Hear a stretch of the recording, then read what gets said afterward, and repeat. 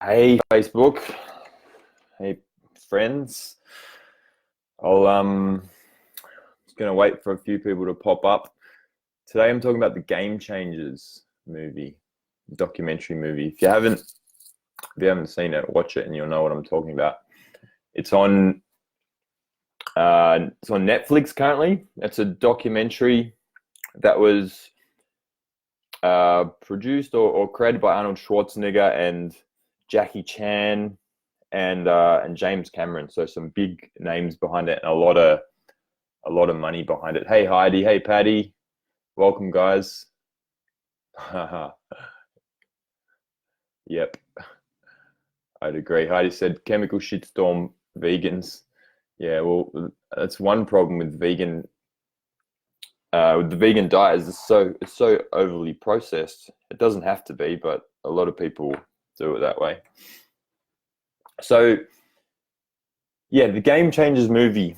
If you haven't seen it, it is a documentary that it follows the guy James Wilkes, who's an elite special forces trainer and an ultimate fight. He's the ultimate fighting champion. Hey, Kathy, welcome. So it follows him on this journey of plant-based eating, and he goes follows some really big athletes, Olympic gold medalists, and a guy who was the strongest dude in the world at one point, and the Titans NFL team. So some really big athletes, and he has that are eating a plant-based diet, and they basically create this argument for a plant-based diet and say that, well, we should all be eating a plant-based diet. So I just want to say before I go on, I'm not adverse to a vegan diet. I'm not a paleo guy or a keto dude. I'm not a proponent of any type of diet, and I'll explain why I'm against that kind of thing, really. So if you were to look at a scale of human nutrition, hey Jim, and we have at one extreme, so this is backwards. There we go. One extreme we have like the vegan diet, right? And the far extreme of that is fruitarians, which are the even more extreme diet of vegans. Then on the other end of the scale, we have the paleo keto diet, which is really high in meat and animal foods, and the really extreme end of that is the carnivore diet, where you're not eating any plant foods at all. So all of human nutrition fits somewhere in amongst that scale, right? Extreme at the extreme of one end we have purely animal foods, and at the extreme of the other end we have purely plant foods. So this documentary basically is saying we should all be eating plant foods and we got it all wrong, and there's all these problems with meat. So I'm going to go into some of the problems that I found with the film, and first of all, just an overview of nutrition. So when you look at that, this is really confusing. Everything is reversed. When you look at that scale with plant foods at one end and animal foods at the other end, somewhere in the middle, you're going to have the most diversity, right? If you're sitting right in the middle of that spectrum, you're not avoiding any animal foods, you're not avoiding plant foods, your diet is pretty much open. I want to point out that until fairly recently, we had a much broader range of foods available to us. We think our diet is diverse nowadays, but it's not. We have an abundance of food. We have such abundance that we can actually choose to not eat a food group. We've never been able to do that before. It's the first time in human history we've been able to actually make the choice not to eat a food group, because until fairly recently, unless you were unless you're royalty, you would have had food shortages, and food would have been something that was hard to come by. So until agriculture, we ate thousands of species of plants and animals. If you look at any hunter-gatherer diet, they eat so many more foods than we do. And when researchers go out, like for example, there was a team that went to live with the Hadza that are one of the last remaining hunter-gatherers alive, that still exist in eating their native diet, and they they were eating, I forgot the number, but hundreds of different species. This particular research group was looking at the gut bacteria of the people, the Hadza people, and of the researchers, and they found that even though these guys were like hunting and cutting up animals and getting covered in blood and shit and stuff like that, and then eating without washing their hands, they still had a much better gut diversity than the hey Haley. Let's chat soon. They still the natives have better diversity than the researchers, and after a few days of eating this diet that has all these different plants and animals, the researchers had just as good diversity as the natives do. My point is, we need diversity in our diet, and anytime our diet is already so restricted, this agricultural diet that we're on nowadays, anytime you restrict things even further due to, you know, being on a vegan diet or a paleo diet or any kind of diet that restricts food, you're not doing yourself a favor, in my opinion. There are times you need to restrict certain foods. There are times all of these diets are useful, but most of the time we want more diversity, particularly for the health of the gut. Greater diversity in your diet means greater diversity of microbes living in your gut. This is a hugely important area for health, has really far-reaching implications for health. Now, there's this, you know, I guess with the whole vegan argument comes the question of whether humans are actually omnivores or not. And I just want to put that to rest, because I think it's pretty ridiculous really questioning whether we are omnivores. We are so fucking clearly omnivores. There's no other animal that can survive on purely meat and survive on purely plant foods, or even thrive on those things for a short amount of time even. That is not an omnivore. That is the definition of an omnivorous animal, is that we can survive on both plants and animal foods, right? I've got two friends at the moment, one who's just done 6 months on a carnivore diet. He's eaten nothing but meat. He did it really well, eating bones and fat and the meat and the organs a lot of the time raw, and he's thrived. And I have had another friend that's just done, he's on a fruitarian diet. He's just done a 40-day water fast and a 40-day red seeded grape fast, and he's healed himself from certain things on that protocol. Now, that doesn't mean that you should be, you know, on a fruitarian diet forever or on a carnivore diet forever. But for me, that's proof that human beings are omnivores. So I just want to put that to rest. So back to the documentary, there are a few points. I'm just going to go through a few points here that I've written down. Hey, Jess, welcome. So the first thing in the beginning of the movie, one of the first things that they look at is research with gladiators, as in the Roman gladiators from the Roman Empire, and looked at their bones. And they say through new scientific analysis, they can tell that due to increased strontium in the bones, that these guys are on a plant-based diet.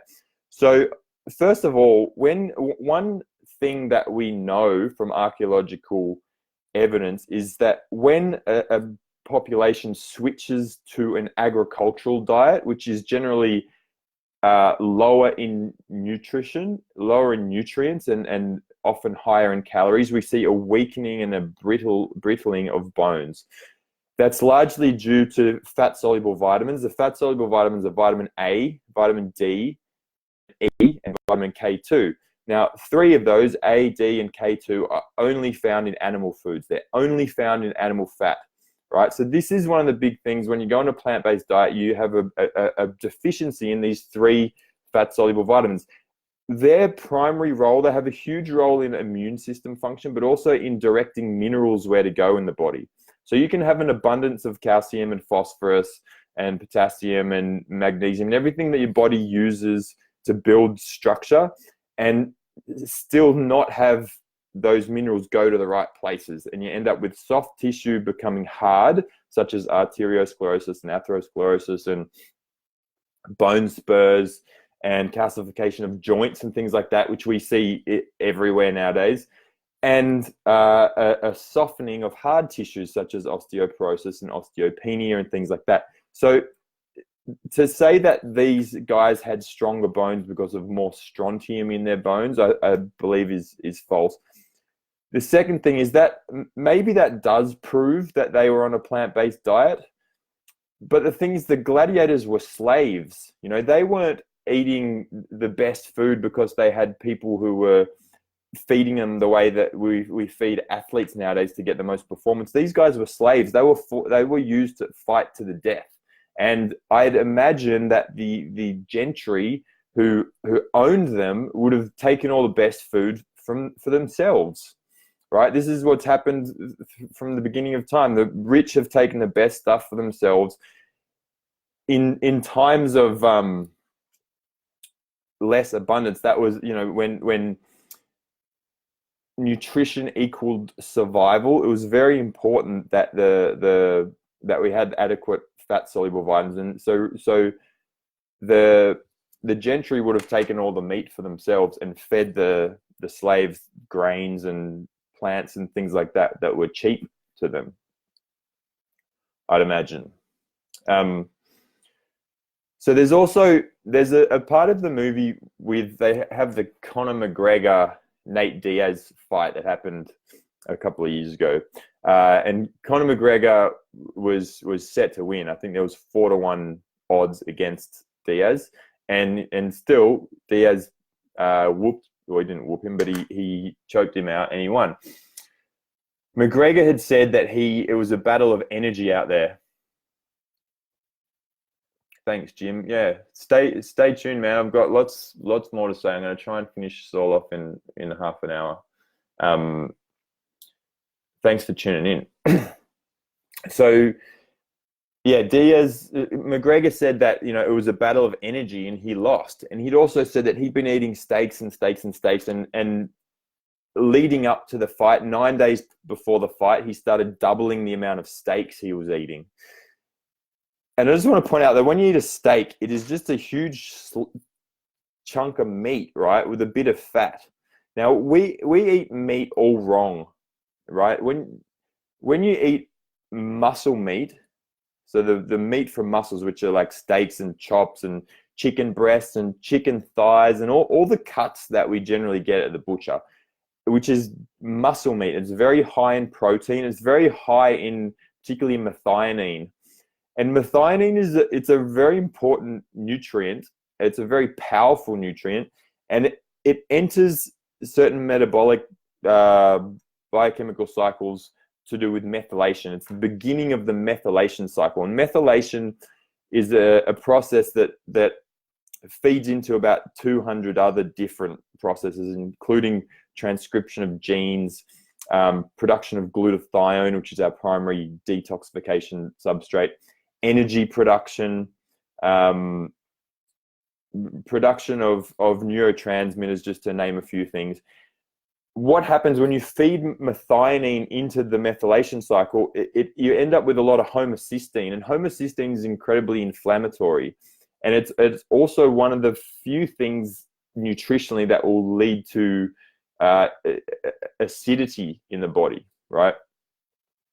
It's balanced by another amino acid called glycine, and you find glycine more in bones and in connective tissues. So this is where it's important when you're eating meat to have bone broth and to eat nose to tail, to slow cook meat that's been on the bone, and to cook those really tendinous cuts of meat that have all the glycine in it, because glycine will balance the methionine.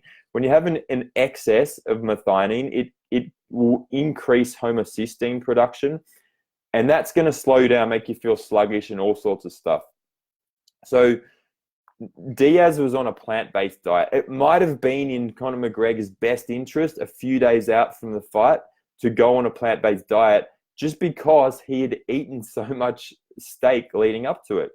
Another thing he could have done was, when he increased his steaks, was to increase his glycine, to start having bone broth, to increase B vitamins, because when you increase any one nutrient in a metabolic cycle, in a biochemical cycle, you are increasing the need for other nutrients. So when you increase methionine by eating more meat, you're increasing your need for glycine. You're increasing your need for vitamin B3 and B6 and B9 and B12. And if you are increasing your meat consumption and not having more of those things, you're not having bone broths, you're not having organs and things like that, you're going to create an imbalance. And that's probably what happened to McGregor there on that fight. Still, it's not an argument that everybody should be going on a plant-based diet. One important thing to note is, and this is probably my main message for this whole Facebook Live, is that everybody has completely unique needs, and those needs shift every moment. And when you make a choice consciously to only eat a certain way, you're limiting you're limiting your choices, really, and you're limiting your ability to listen to your body. Because when your body says, I need to eat meat, you go, no, I don't do that. Same as, choosing to go on a carnivore diet, say I'm not going to eat plant food, you're doing the exact same thing.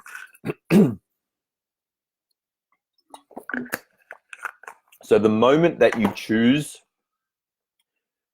to eat based on what your body is telling you that it needs, rather than eat based on research, on ethics or anything like that, that's the moment that you free yourself from becoming susceptible to different ideas and different, whatever, dogmas and propaganda and everything. This is a craze at the moment, the plant-based thing, and it probably will be for some time, until who knows what the next one will be.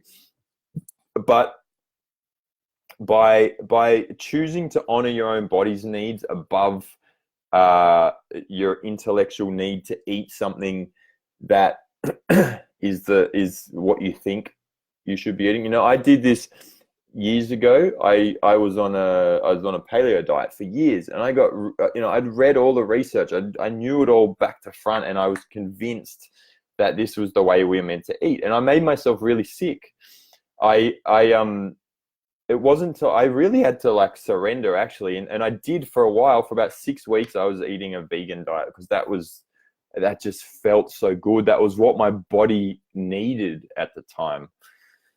But it was really hard for me to get over it, because I'd read so much about a paleo diet being the healthiest thing. It's kind of like religion. Alan Watts says of religion that religion's like fine wine or really good cheese. You're never meant to drink one or eat one and say, I will never drink any other wine ever again. I'll never eat any other cheese again. People do that with religion. We do it with nutrition now. You see, everybody finds a diet that works for them at one point in their life, and then goes on this huge, crazed thing that everybody should be eating their diet all the time ever. We have all these people going, it should be a carnivore diet, it should be a paleo diet, it should be a vegan diet. No, there is no right diet for a human being. It's a stupid question. The question of what human beings are meant to eat is a stupid question, because there is no answer, because everybody has completely unique needs, and we all need to listen to our own bodies. There are a few rules that I like to follow that I'll get to, but before I do, a couple more points here. So they said in the movie, there's this whole big thing that now we know now that you don't need animal food to get protein. That's true. You can get protein and complete proteins from plant foods. There are other nutrients that are missing from animal foods. The fat soluble vitamins, vitamin A, vitamin D, and vitamin K2 and vitamin B12 are completely absent from animal foods. There are other nutrients as well, such as collagen and choline, that are also not abundant in animal foods, and that we will do much better of getting from plant foods. Thanks, Mark. Thanks. Hey, Chris. Thanks, guys. So it's not the animal protein that is the important issue. It's the fat-soluble vitamins and B12 and choline mainly, and a whole bunch of other things that we get more in more bioavailable forms from animal foods.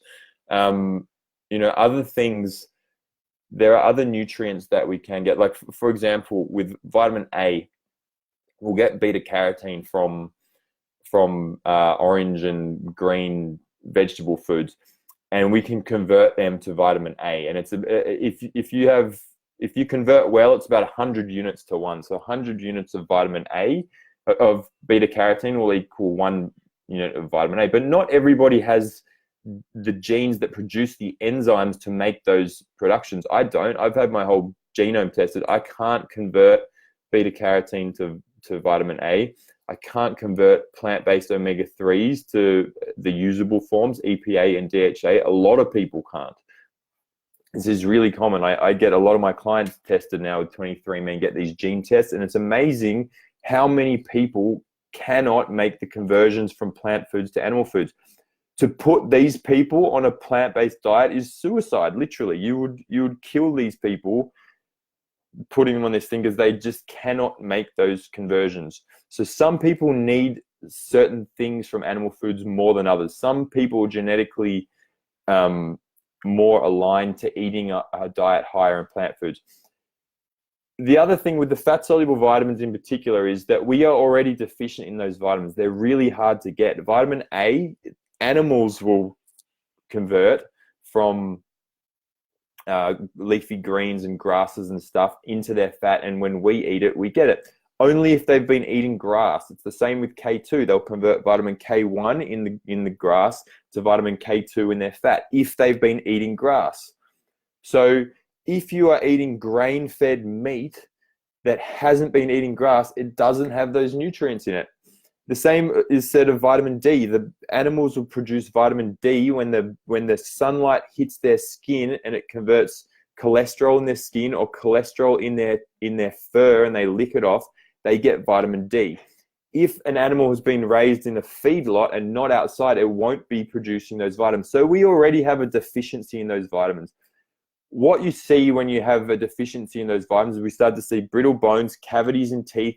The children of people who have deficiencies in those vitamins will have small jaws, crooked teeth, not enough room for wisdom teeth, small pelvises, be more susceptible to structural things, have more issues with airways and things like that, because without the fat-soluble vitamins, your genes can't express their structure optimally. Thanks, Jim. Hey, Mike. So by going on a plant-based diet, if everybody were to, we would only see more and more of these problems, right? If you want to look into this more, read Nutrition and Physical Degeneration by Weston A. Price, or Pottinger's Cats by Francis Pottinger. He showed, these guys both showed the same thing. Weston A. Price with humans by studying native groups, and Francis Pottinger with cats. What they showed is when you have a deficiency in those fat-soluble vitamins, you start to see changes generationally. It's not the first generation that is deficient that will have the biggest changes. It's 2, 3, 4, 5 generations later that you start to see problems. And we're seeing all of that nowadays. Everybody has small jaws. It's normal to get your wisdom teeth taken out now. It's normal for women to have small pelvises and painful childbirth. It's becoming normal for people to be infertile. These are all fat-soluble vitamin and nutritional deficiencies that we're seeing, right? Thanks, Liam. Cheers, dude. So to reduce that even further by going on a plant-based diet is just crazy. There has been, veganism is such a new thing. There has been no person born vegan, lived their whole life vegan, and then gave birth to healthy children. We don't know what will happen there, right? And if you look at Weston A. Price and Pottinger's stuff, we can pretty safely say it would be a really bad decision, right? So animal protein is not the issue. It's the fat-soluble vitamins, omega-3s, which only some people can convert from plant-based sources, and choline, and B12, right? This is where the argument in the movie falls apart. There are 2 points that really falls apart. One is they say, or even meat eaters have the B12 deficiencies due to problems in soil, and actually most of the B12 that even meat eaters get comes from bacterial fermentation in the soil. That's absolutely false. Bacteria produce B12 is the active form of B12 is called methylcobalamin. Bacteria produce other cobalamins, not methylcobalamin. These other cobalamins will often bind to B12 receptors and give the body signaling that it has adequate B12 and give the impression of B12 in blood tests, but it actually doesn't have the same effect as B12 on the system. You can still have B12 deficiencies or even have worsening of B12 deficiencies from bacterial fermentation of cobalamin, and that'll happen in your gut as well. So they say basically because everybody is going to be deficient anyway, the only way to do it is supplement with B12, and everybody should. But if you're promoting a diet that requires supplementation, that's kind of proof that diet is deficient. And if you are supplementing B12, for everyone that cares about the planet and is going on a vegan diet for the planet, B12 is synthetic B12. If you're supplementing B12, it either comes from animal sources or it comes from petrochemical sources, right? There's no healthy way out of B12 supplementation. Also, when you supplement with an individual vitamin, you're increasing the need for all these other vitamins. You can't just shoot one vitamin in super high levels and think it's going to fix all the problems. The other place the movie really falls apart is their views on soy. So they claim that soy doesn't affect estrogen in your body, that it has these phytoestrogens in it.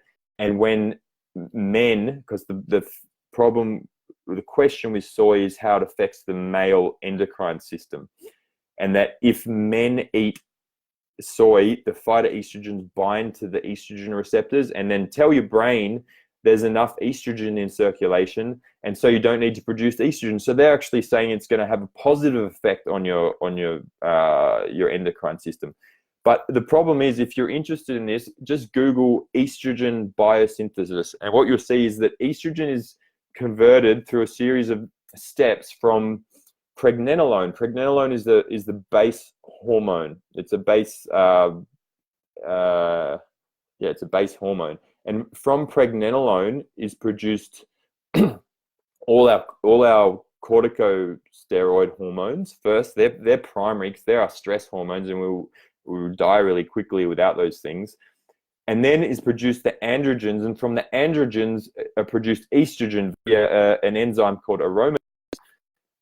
So what this means is that if you have excess estrogen in your system, or if you have phytoestrogens, plant-based estrogens binding to estrogen receptors, that your brain senses enough estrogen, it doesn't stop just producing estrogen, it stops producing androgens, it stops producing testosterone.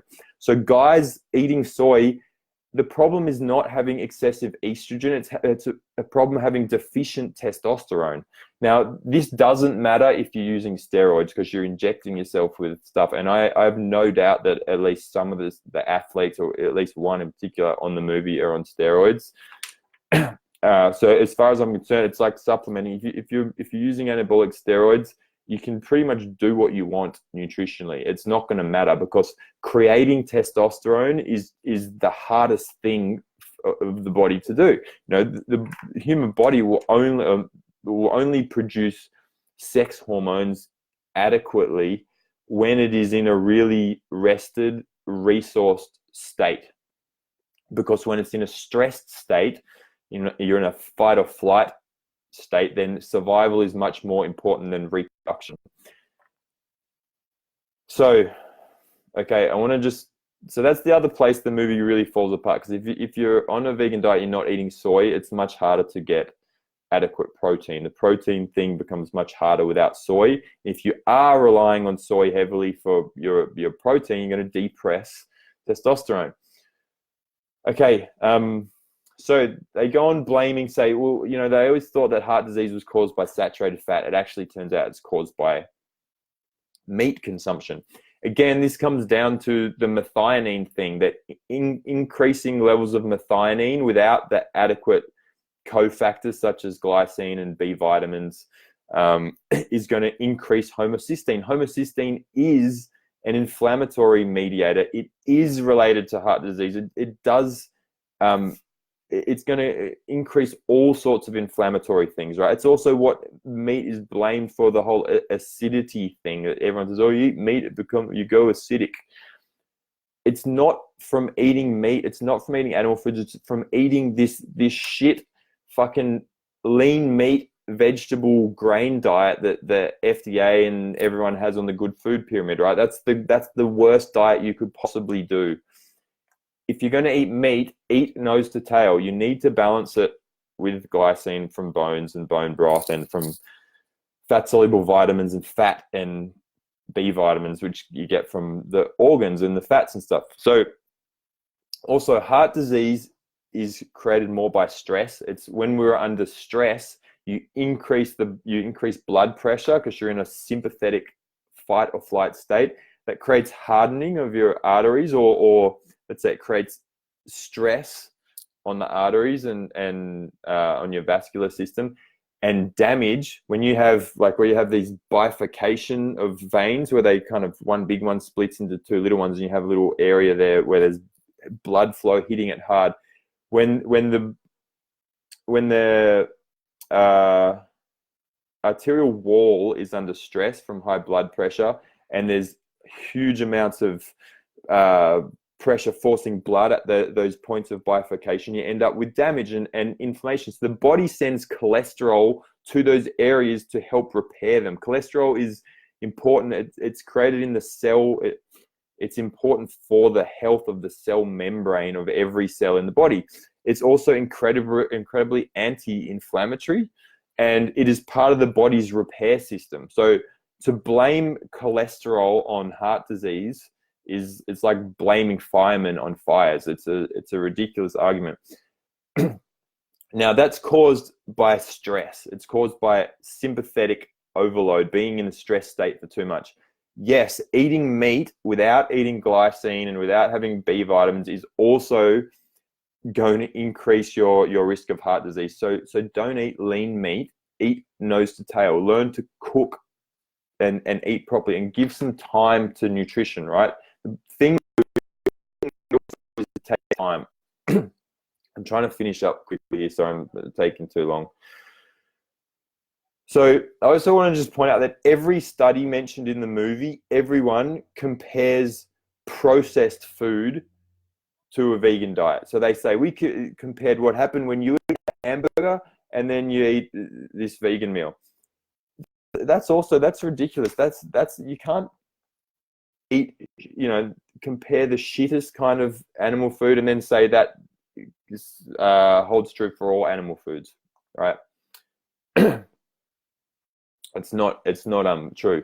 So I just want to point out there are a few other problems with veganism. I've probably covered most of these already. So one is nutrient deficiency, particularly B12, A, D, K2, choline, and zinc. Those things you will either not get at all, and omega-3s either not get at all from plant foods, or have trouble making the conversions, or don't have the bioavailable forms of those things. Second, there have been no intergenerational studies done on veganism. We don't know what happens. Well, actually, we do know, because there have been, as I mentioned, Weston A. Price and Pottinger's studies. We do know what happens when you have a deficiency of those things generationally. You see generational degeneration.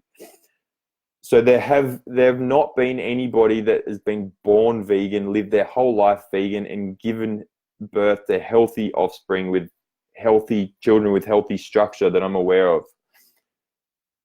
Hydrochloric acid deficiency. So this is a massive one. When you're eating a vegan diet, when you're eating a plant-based diet, your digestive system loses the ability to break down meats, and it takes huge amount of repair. Like it's really hard to rehabilitate someone from a vegan diet that needs to start eating animal foods again. It's not like you just start eating meat again. There's a process of healing and repairing the gut and the digestive system after the damage that happens from all those plant foods. The other thing is that if you're not getting your nutrients from animal protein, animal fat, and you're getting it from plants, you need to eat a large amount of starches, and starches feed pathogenic species in the gut and create a dysbiosis, which leads to fungal infections and other bacterial infections and things. Okay, and the last one is that genetics will determine whether or not and how readily you can convert things like plant-based omega-3s to EPA and DHA, they're usable forms. Beta-carotene to retinol, for example, which is true vitamin A. Beta-carotene is a pre-vitamin A or pro-vitamin A. It's not true vitamin A. It doesn't have the same function as vitamin A, and true vitamin A is very hard for the body to produce. Okay, yeah, and the last thing I was going to break down from movies, they say all protein comes from plant foods. Yeah, it does. All protein comes from plant foods. This is the trophic ladder. That sunlight shines on the earth, plants absorb the sunlight, and they produce sugars from that and carbon in the atmosphere. They also sequester carbon and nitrogen from the atmosphere and produce protein, and then animals eat the protein, we eat the animals. This is the trophic ladder. Herbivores like cows and sheep and goats and stuff have 4 stomachs. So ruminants, like those 3 animals are ruminants. They have 4 stomachs, and they evolved to break down cellulose and convert it into protein. We can't do that. So we need them. They're like an external organ to us. My last point, I'm rushing now to get all this finished. This is taking longer than I'd hoped. Is just the environmental impact of eating meat. That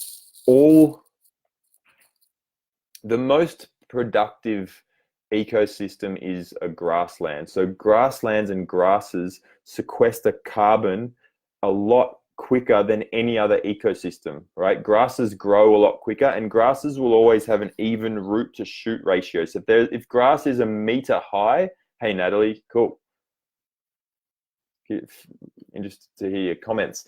If a grass is 1 meter high, it will have 1 meter of roots. And remember that all that plant matter, the majority of it is made from carbon sequestered from the atmosphere. Now, when herbivores, particularly herding ruminants like cattle and sheep and bison and stuff, eat the grass, they'll eat that meter of grass down to a couple of inches, and then all but a couple of inches of roots below the soil drop off, and the soil organisms eat those roots and produce soil. This is why grasslands can produce soil matter and sequester carbon faster than any other ecosystem, because grasses grow so quickly. It's also important to know that grasslands are completely dependent on herbivores, and that when done correctly, thanks Dan, that farming will actually help sequester carbon and heal land. And you can look into Alan Savory's stuff or Joel Salatin. Just Google search either of those guys. They help correct desertification. Desertification is when an area has become desert, and that actually happens when you remove those animals. Last thing is, on that point, prior to European settlement, there were millions of bison on the American plains. So there were reports of bison. You would hear when a herd of bison came, because some of those herds were 150 million strong. You would hear rumbling 2 days before they got there. You could stand in one spot, and as the herd went past, they would be running past for 4 days straight. So there were huge amounts of these animals, and the land was incredibly dependent on them. Modern farming practices destroy land because we don't move the animals. You don't give the land time to recover. A herd would go over, they'd leave their excrement, they'd eat the grass away, and then it would flourish afterwards, and it would, year on year, it would get better. This is a really rushed explanation of this, by the way. My point is, if we farm properly and eat properly, we don't have any of the environmental problems or any of the nutritional problems that are associated with meat eating in general, and that in fact we need meat eating. So just before I finish, for anyone that missed it, my main message here is that we all have unique nutritional needs, and going on a plant-based diet or a carnivore diet or any diet might work for you or for anybody for a certain amount of time. That doesn't mean it's the ideal diet for you for your whole life. And it doesn't mean it's the ideal diet for everybody forever. It just means that tool was the right tool for the job at the moment, right? If you try a particular diet that makes you feel worse, then it's actually not the right tool for you at the moment. And the moment that you start to listen to your body and choose what to eat based on the signals your body is giving you about what foods it needs, that is the moment you will stop being susceptible to what you read in newspapers and on protein powder packets and hear from doctors and stuff like that, right? When you eat that way, it doesn't matter anymore. All you need to do is eat whole, fresh foods, right? Foods that are unchanged from the way nature presented them to us. Source your foods locally and seasonally. Make sure that they are grass-fed and eating, foods biologically appropriate for that species and getting sunlight, and then listen to your body. And that's it. That's it. Thanks for listening, guys. I'm going to leave there. That was 40 minutes. I'm hoping I can still download this video and post it to my blog site. But I hope you enjoyed it. Shoot me through any questions if you're watching the replay, and I will see you soon.